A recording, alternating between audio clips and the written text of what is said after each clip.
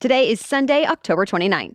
We are bringing you this special bonus episode today in honor of Media Literacy Week. The annual event just wrapped up on Friday, but was all about helping Americans think more critically about the sources and content they see and listen to.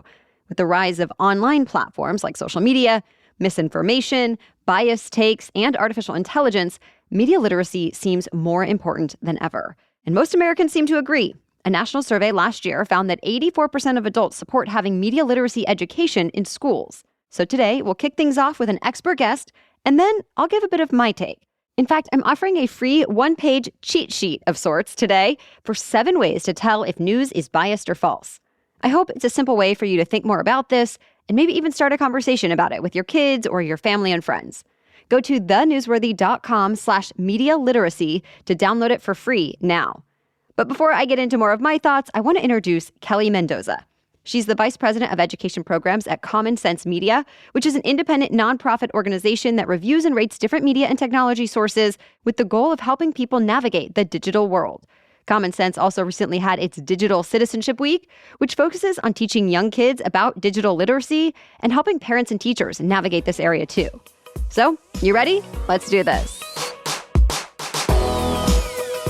Kelly, thank you for joining us here on The Newsworthy. Thanks for having me. So first, just how do you define media literacy? I think in simple terms, media literacy is just asking questions about what we see, read, and hear. And so I like that more simple definition because it goes across all different audiences, whether it's kids or adults. And do you think the importance of that has grown with the number of media platforms that we all use? Media literacy is more important than ever. We've had an explosion in the last few years of social media apps and tools. We have had a lot more information coming at us, including dis and misinformation. And now we have on the front lines AI or artificial intelligence technologies. So there's just even a growing need now in our media saturated environment for media literacy skills in our lives. I know there are several things that people can do or ask themselves to help verify or research the credibility of a piece of information or to at least question it, to look for other perspectives. Whether it's a news article or social media or something else, I'm curious to hear maybe your top 3 things that you tell both adults and students to do whenever they see a piece of information or news in the media. I think one of the big ones is who created this and why did they create it? A lot of times when we come across information, it just seems as like truth or like we don't really think about all of the production and decisions that go into the why and who is creating it. Do they have an agenda? You know, what is their background? What's their expertise? So that's one important set of questions. Another set is looking at the techniques used to get our attention. I guess if you're analyzing a video, you know, how does it keep me watching? Why am I so emotionally invested? Why am I, getting a reaction? Those are all techniques that producers use to keep us watching or keep us listening. And then I think another important thing is to think about the values and points of view being represented. You know, whose voices are represented and why, and who are we not hearing from and why? Now, in terms of the news literacy aspect of it, like mis and disinformation, one of the important skills is what's called corroboration. And that means that if you hear something, you want to corroborate it with other trusted sources. So instead of just taking one message by maybe a strong voice and accepting it as truth or even being duped, you have to look for other sources that are saying the same thing. So I think you bring up a good point that there's kind of 2 pieces to this. One is the potential for misinformation or really just false narratives, false information, false headlines. And then there's also the aspect of, are you getting the full story, the context? There's multiple perspectives to this topic. Right. So it's an interesting issue because I think over the years, we used to have one mass source of, everybody watched the evening news with Dan Rather, and that was like the source. But now we have so many different perspectives and even news outlets that are maybe perhaps biased in a particular way or the other. However, I will say in the news, there is a journalistic process in which journalists are trying to get at the truth. going to sources of trusted journalism, that's one thing that we encourage, who follow those sort of journalistic code of ethics.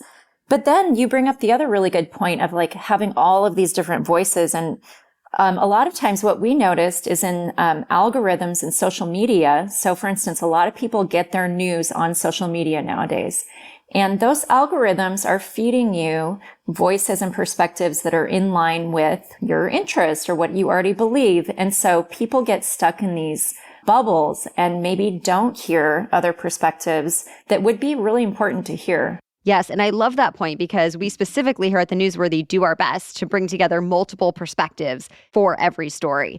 Tell me more about what role you think social media is playing in how people are getting their news and information. There's a lot of content on social media that's maybe doesn't qualify as news per se, or it's influencers, or it's people with a strong opinion. And that's all being lumped together as, news when it may not be necessarily the most reliable or trustworthy information. The line is getting very blurry. I think people turn to social media because it's convenient and they're already in their feeds. So is the solution just purely education? I always think that education is a piece of a bigger puzzle. We have the issue of asking the social media platforms and not just social media, but other platforms to create better products for consumers. And I think the industry has a role to play.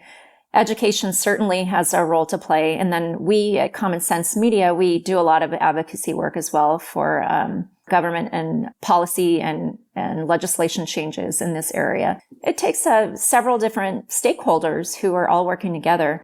With the increasing use of artificial intelligence, how will this complicate or change things? And are we ready? Artificial intelligence, it's a huge field. It is moving very quickly. Things are changing. The technology itself is amazing. We want to help parents and educators and kids understand what the technology is in simple terms and how it's going to impact us. So, we're already seeing things like ChatGPT kind of throwing a loop in schools because students are using it to write their essays and write their papers. But I think our approach is never banning the technology, but, how is this technology going to change the way we teach or going to change the way that we write? Or, what are the downfalls of using ChatGPT for writing? Because there's things like hallucinations or things that are completely incorrect sometimes with those technologies. And there's also the issue of video content, photo content. We're seeing issues with like deepfake videos. There's bad actors out there using these in not so great ways. So I think part of it is just helping everyone understand what are these technologies, what can they do, and how can we be aware of the impacts and maybe protect ourselves. But I think part of the other issue is looking at how do we regulate these tools, because right now it's kind of the Wild West. Still ahead, you'll hear more from me about this topic. I'm sharing 3 things I think you should always ask yourself when seeing news, information, or online content. And I'm offering some recent examples and studies that help to explain why these are important. Plus, I'll share more about my free cheat sheet download all about this topic. That's coming up. But first, a quick break for our sponsors. At this time in my life, with a toddler and getting ready to move into a new home, I'm trying to really appreciate all the joyful moments these big life milestones bring. But here's the thing. We can sometimes forget one crucial detail: securing our family's future. And for good reason. Traditional estate planning can cost thousands of dollars and feel really complex. That's where Trust and Will comes in. I was so pleasantly surprised at how simple it was for my husband and I to create our will. We did it from the comfort of our home. The website is very user-friendly, and the whole process is straightforward. No wonder Trust and Will has earned an overall rating of excellent with thousands of 5-star reviews on Trustpilot. Gain peace of mind today with Trust and Will. Get 10% off plus free shipping of your estate plan documents by visiting trustandwill.com/newsworthy. That's 10% off and free shipping at trustandwill.com/newsworthy. And thanks to our other sponsor, Nutrafol. Did you know that hair thinning will happen to about 1 in 2 women? Yeah, around 50% of women. Thankfully, Nutrafol helps women address it from within with science-backed supplements. Nutrafol targets root causes of thinning, which can range from stress and hormones to environment and nutrition to metabolism and more. Well, in a clinical study, 86% of women reported improved hair growth after taking Nutrafol Women's Hair Growth Supplement for 6 months. I actually started Nutrafol postpartum when I noticed changes in my hair after giving birth, and I was so thrilled to find a solution that I felt comfortable taking in that first year postpartum and that actually worked for me. And I've now switched to Nutrafol Women just to continue to support my hair health. So take the first step to visibly thicker, healthier hair. For a limited time, Nutrafol is offering the Newsworthy listeners $10 off your first month's subscription and free shipping when you go to Nutrafol.com and enter the promo code NEWSWORTHY. Find out why over 4,000 healthcare professionals recommend Nutrafol for healthier hair. Nutrafol.com, spelled Nutrafol.com, promo code NEWSWORTHY. That's Nutrafol.com with the promo code NEWSWORTHY. All right, now to my input about media literacy. Media literacy is something our team here at The Newsworthy thinks about every day while putting together our daily news roundups.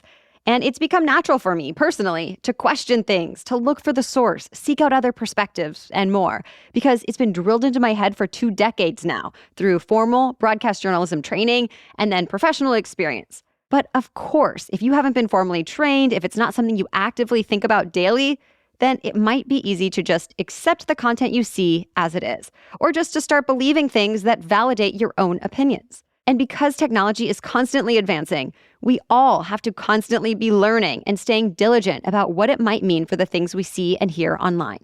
So when I think about media literacy, I tend to focus in on 3 things to consider for news and information specifically. And I want to offer some recent examples that really demonstrate why this is so important. So first, asking yourself, who is the source? And is this source credible for this topic? One recent example was pop star Lizzo posting online to her over 2 million followers back in July. And now when we think about Lizzo, she might be a good source to reference for music and pop culture, or just sharing her personal life or connecting with fans, but probably not for Congress and politics. She tweeted, quote, "The government just stated under oath that they are in possession of UFOs and non-human alien bodies." But here's the thing. That was not true. The government never said that. It was a former Air Force intelligence officer who testified that he had been told by others that non-human aircraft had been recovered by the government, which was denied by the Pentagon. And for now, at least, there's no evidence supporting even those claims. This was a news story we've talked about on our daily news roundups at the time. But you can see how someone who is famous and an influencer can misinterpret news headlines and information and put something out there that too many people may automatically believe when it's not actually true. Even when an influencer or individual does that accidentally and not necessarily maliciously, the impact can still be wide-reaching. But regardless of intent, false information might spread faster on social media in general. A study published in the journal Science in 2018 found that it took true information 6 times longer to spread on Twitter, now X, than false information. And right now, we're seeing a lot of misinformation and disinformation spreading about the Israel-Hamas war that can have a real impact on people's lives. So overall, this is a good one to talk about with your kids who are on social media and may take all the content they see at face value. Talk to them about the questions they may want to be asking themselves about what they're seeing. Okay, so to the second point I want to make is being able to recognize, is this information credible news? Is it opinion, PR, sponsored content like an ad, a graphic some random person made, or something else? Because a Stanford study from 2016 found that more than 80% of students believed the sponsored content article they were shown was a real news story, even though it was labeled as sponsored. And a couple years later, in 2018, it wasn't much better. A Boston University researcher found most, 9 in 10 people, so not just students this time, did not realize an article they were reading was sponsored content and not an actual news article. So it's important to look for those labels like sponsored content, opinion, editorial, etc., even if they aren't prominently shown, and also just question if the content seems overly positive or negative toward one point. And that overlaps with the last key question to ask yourself. What bias, if any, does the information have? Is there context or other perspectives missing? Who are we not hearing from in this? And again, you may think a lot about this one as you see ongoing coverage or social media posts about the Israel-Hamas war. Not only is there a lot of unverified information spreading quickly, but also you might see content really pushing one particular perspective. And while it might be accurate, it's potentially not the full story. Additional context, additional perspectives are often missing. And it doesn't necessarily make one perspective right or wrong. It's just important to recognize when you don't have all of the information or opinions. Okay, so because I feel passionate about this topic and Media Literacy Week just happened, and it's something the Newsworthy team is always thinking about while we put together every single daily news roundup for you, I wanted to create a sort of cheat sheet for you that I hope can be something you use to remind yourself of these points that we talked about, and maybe even start a conversation with your kids, family, or friends. The cheat sheet uses the acronym CAREFUL to help you identify some key things to look for, question, and consider. We've titled it 7 Ways to Check If News is Biased or False. I kept it simple, just one page, but again, I hope it's a helpful reminder or conversation starter for you about this very important topic of media literacy. Grab this sheet by going to thenewsworthy.com/media literacy, and you'll get the download for free. Again, that's thenewsworthy.com/media literacy to download 7 ways to check if news is biased or false. And of course, we also try to make your life easier every day by doing all this work for you and giving you 10-minute news roundups based on credible sources and a wide variety of perspectives every Monday through Friday, right here on the Newsworthy podcast. Thank you to our expert guest, Kelly Mendoza, for joining us in this important conversation. Check out commonsense.org for more resources, especially for educators and kids. I hope you all enjoyed this bonus episode and got some valuable information about navigating online content. And with that, we'll be back tomorrow, Monday, with our next regular daily news roundup. Until then, have a great rest of the weekend.